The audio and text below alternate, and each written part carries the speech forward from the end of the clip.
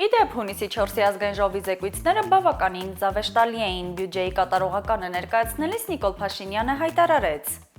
2024 թվականի նոյեմբերին Հայաստանի Հանրապետության բոլոր ժամանակների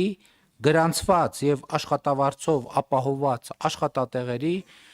բացարձակ ռեկորդ է սահմանվել։ Գրանցվել է 782.832 աշխատատեղ։